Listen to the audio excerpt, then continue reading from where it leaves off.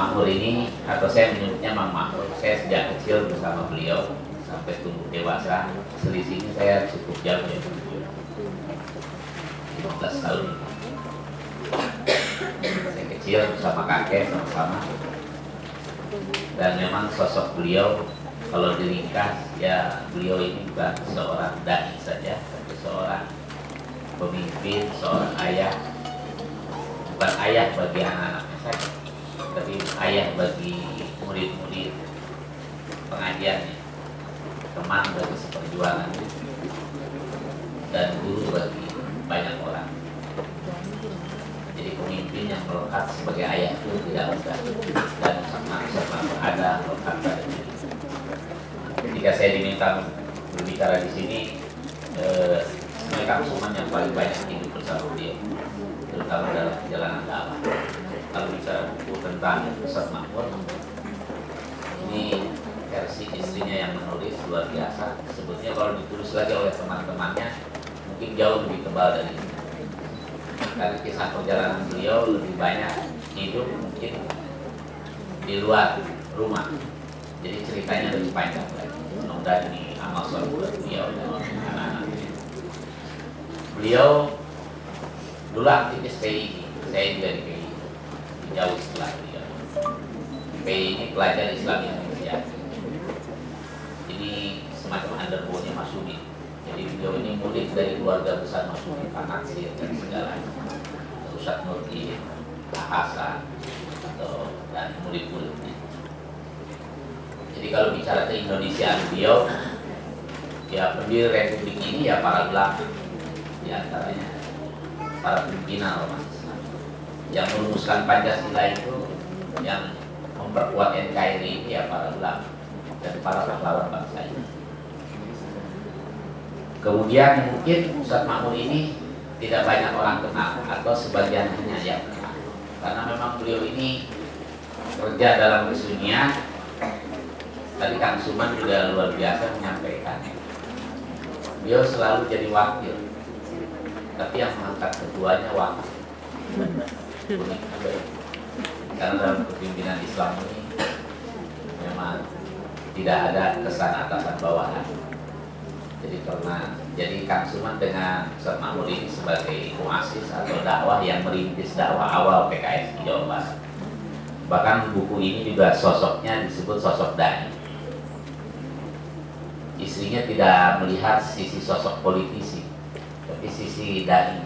Walaupun dai juga di dalamnya juga sebagai politisi.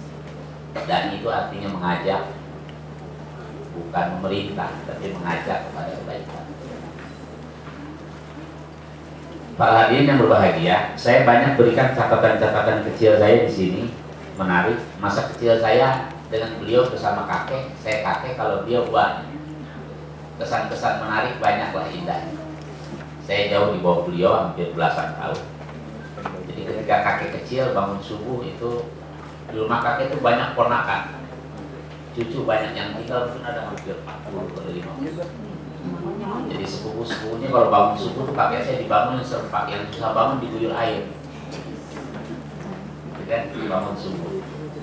Yaitu saling menertawakan karena saya juga. Nah saya ketika itu Ustadz Makmur itu ya seringkali dalam perjalanan dakwah ini, dan yang unik dari beliau adalah sejak beliau masa remaja, masa pemuda, saya kecil, dan dia selalu perhatian kepada ponakan, kepada sepupu, bukan hanya kepada istri dan anak-anak. Beliau selalu menyapa, kesan keteladanan sangat kuat.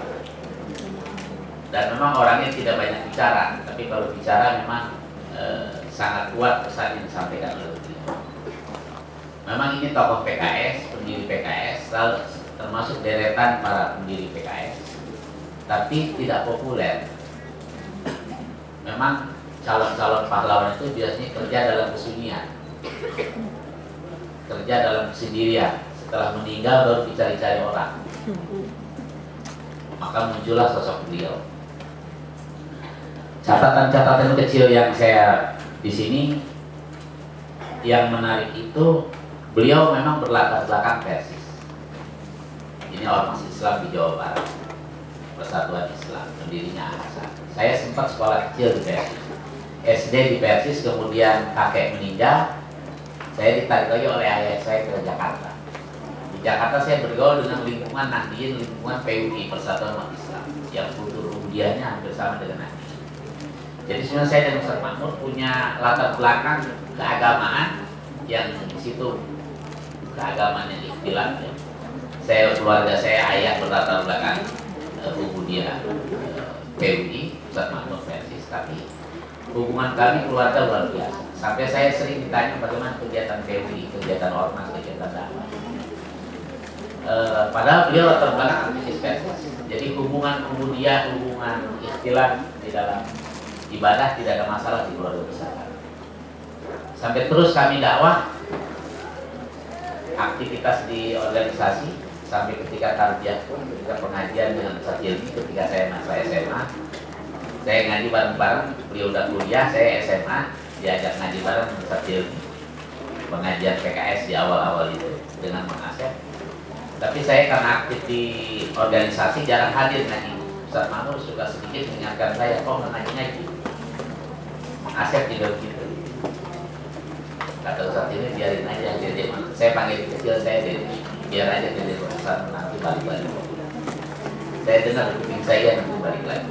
Akhirnya saya pun ikut mengaji dengan Ustaz Makmur ketika masa kuliah.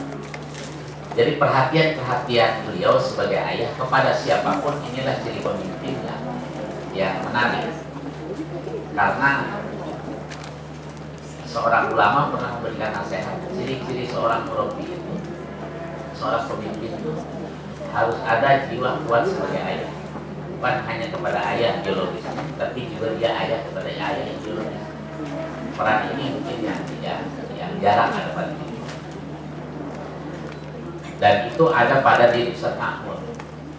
Pada saya masa kuliah juga, ketika Ustaz Makmur masih kuliah di Madinah, kalau liburan kan per setahun, 2 tahun, itu suka keliling para alumnus Madinah.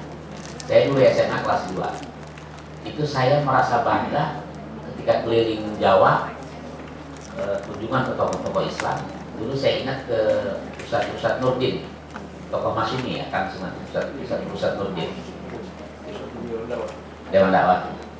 Itu sekelompok alumnus Timur Tengah dan yang lagi liburan ke Jakarta, keliling ke tokoh-tokoh Islam. Dan para mahasiswa itu mengajak saya juga, Ustaz Makmur yang mengajak saya. Merasa ikut naik kereta dengan bangganya saya diajak oleh beliau untuk keliling ke tokoh-tokoh. Itulah kesan kuat tarbiyah pendidikan Ustaz Makmur kepada ponakan-ponakan. Jadi selalu diajak. Jadi pendidikan itu kadang-kadang tidak harus diucapkan, tapi dengan keteladanan, dengan mengajak ikhlas perjalanan dakwah. Itu sisi-sisi lain. Kemudian hal lain juga di sini saya mencoba mereview ulang ke belakang perjalanan dakwah bersama beliau.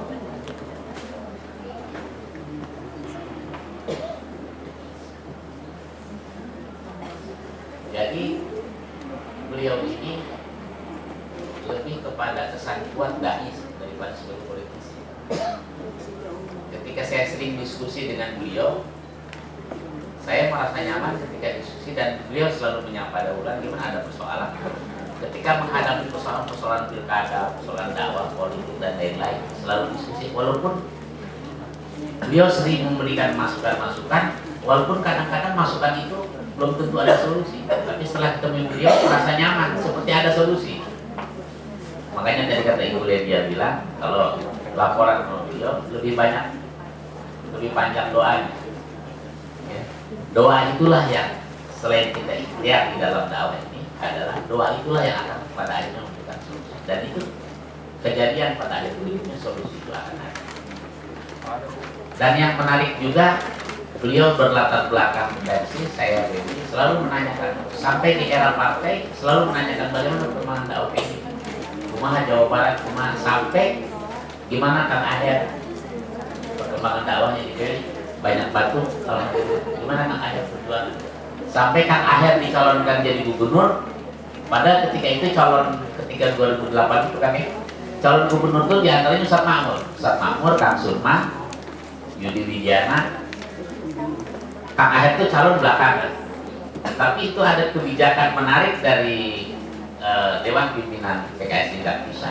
Padahal Kang Aher dulu dia ketua PKS DKI, wakil ketua DPD DKI, tapi PKS Sukabumi bikin kebijakan. Tapi menjadi calon gubernur Jawa Barat, padahal calon-calon itu Kang Suman, Ustadz Makmur. Tapi Ustadz Makmur ketika itu mutaba'ah saya terus mengevaluasi gimana Kang Aher. Sampai ada pertanyaan, gimana kalau Kang Aher di calon gubernur Jawa Barat? Saya kaget juga. Karena faktor PMI itulah. Jadi saya bertahun-tahun sering tanya Ustadz Makmur, ini seperti isyarat Mang Mahmud ini menyiapkan seseorang. Padahal dia calon gubernur. Jadi ini PKS ini syahwat politik itu tidak ada. Karena sifatnya politik itu penugasan jabatan. Jadi calon-calon gubernur itu diantaranya Kang Suman, Ustadz Makmur, Kang Yudi dan Aher. Aher yang terbelakang dicalonkan. Jadi malah Aher yang di kesepakatan DPW, DPTW dan DPD Dewan Pimpinan Tingkat Pusat mencalonkan Kang Aher. Jadi lahirnya Gubernur Jawa Barat itu diantaranya doa-doa dan ikhtiar beliau dan Kang Suman dengan rekan-rekannya menyiapkan seorang kader-kader dakwah dari rijal dakwah menjadi rijal daulah. Nah inilah perjalanan beliau yang mempersilahkan orang lain untuk memimpin. Dengan beliau dan Ustadz Makmur kembali lagi dalam kerja-kerja kesenian dan ketawaduannya. Dan inilah politik sebenarnya yang kita inginkan.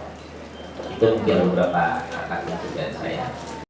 Klik like, share, dan jangan lupa subscribe.